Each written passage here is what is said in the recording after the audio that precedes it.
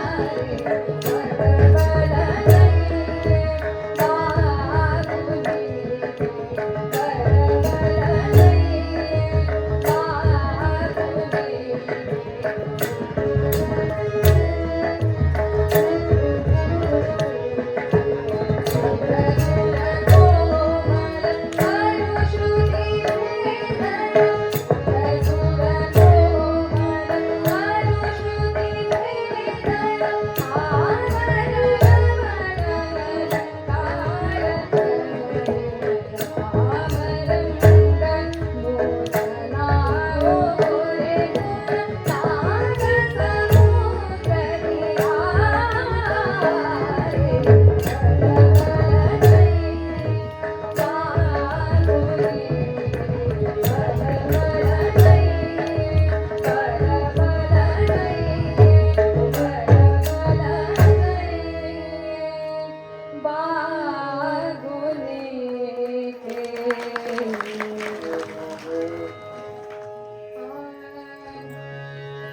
यदा यदा हि धर्मस्य ग्लानिर्भवति भारत अभ्युत्थानमधर्मस्य तदात्मानं सृजाम्यहम् परित्राणाय साधूनां विनाशाय च दुष्कृतां धर्मसंस्थापनार्थाय संभवामि युगे युगे। गोपाल कृष्ण भगवान की जय।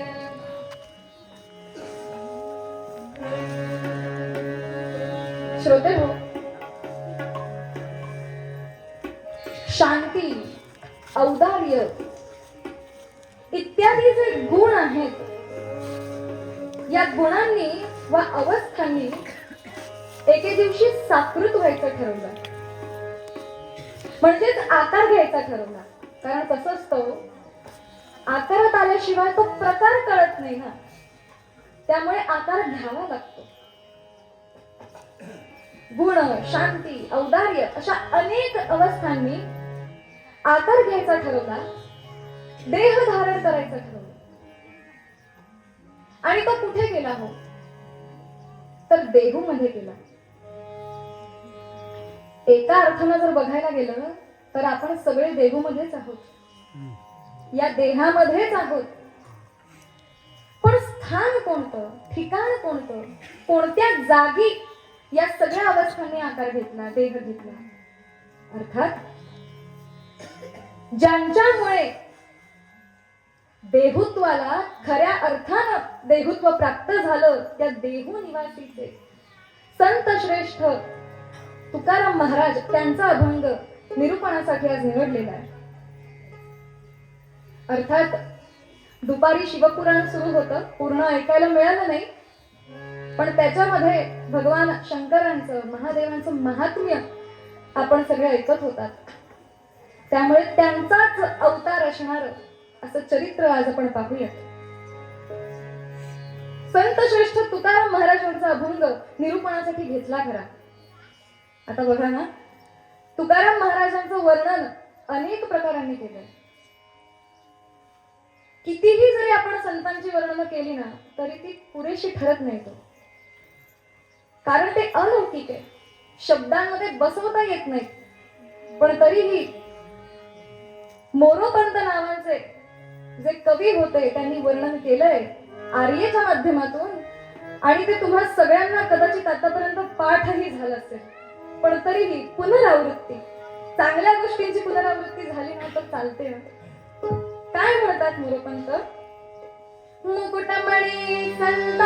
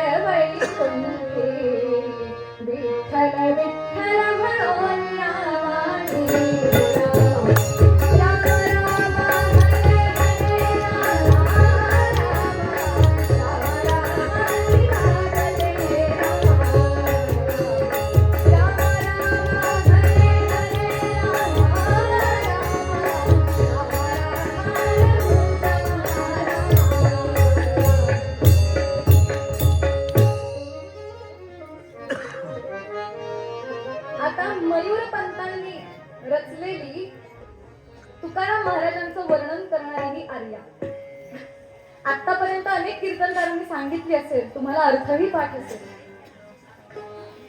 पण जरा वेगळ्या दृष्टिकोनातून चिंतन करण्याचा प्रयत्न करते.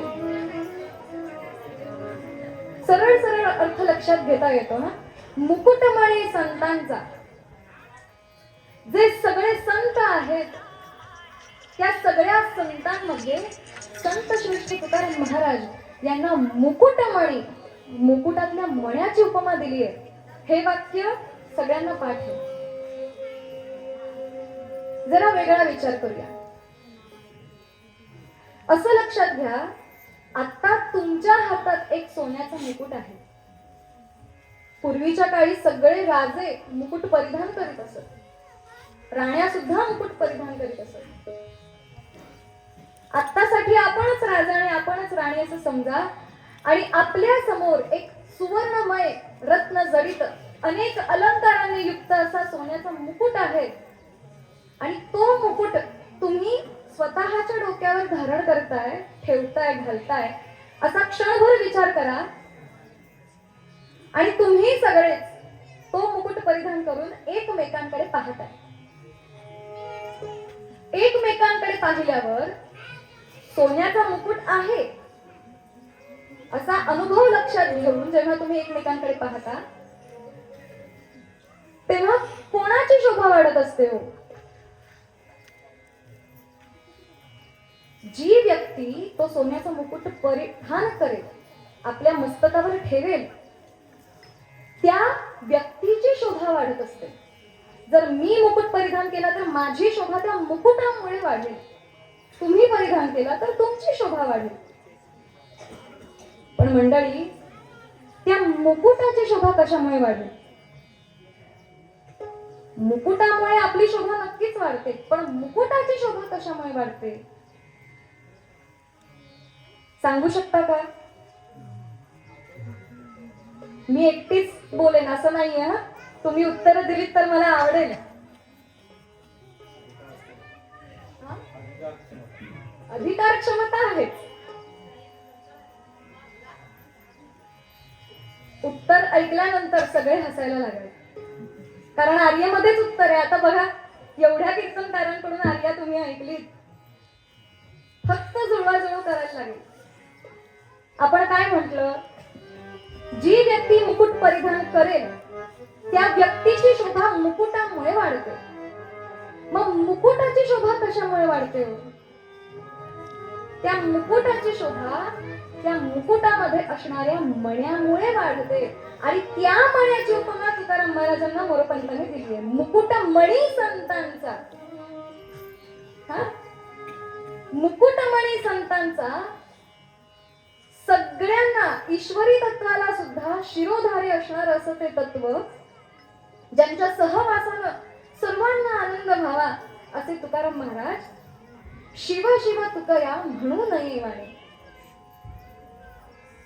त्यांना वाणी म्हणून हिणवण्याचं काहीच काम नाही.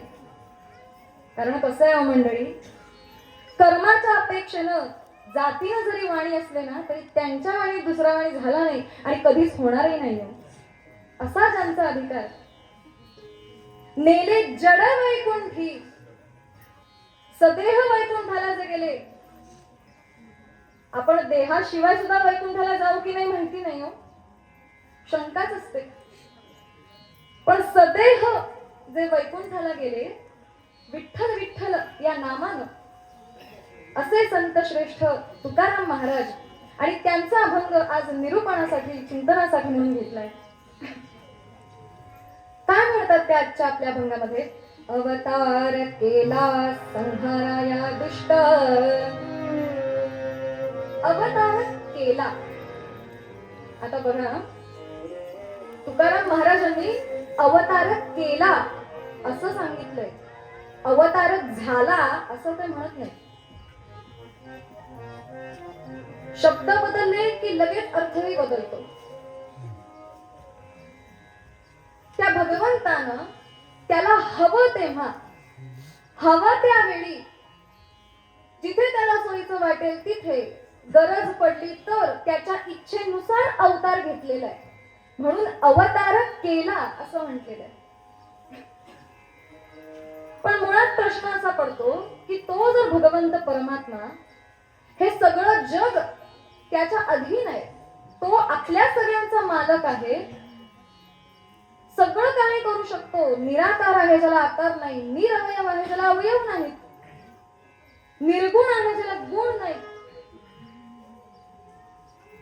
सगळं काही ज्याच्या हातामध्ये आहे असा तो भगवंत, असा तो परमात्मा स्वेच्छेनं कधी कुठे केव्हा अवतार घ्यायचा ते ठरवतो आणि अवतार घेतो.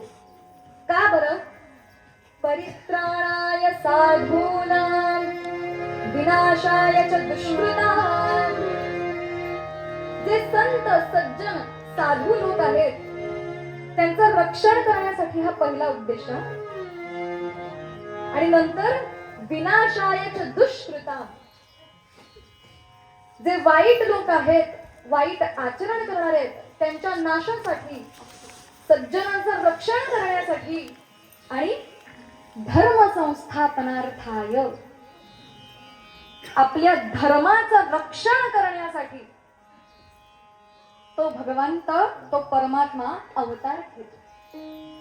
पण तरी पटत नाही हो, देवाला अवतार घ्यायची काय गरज?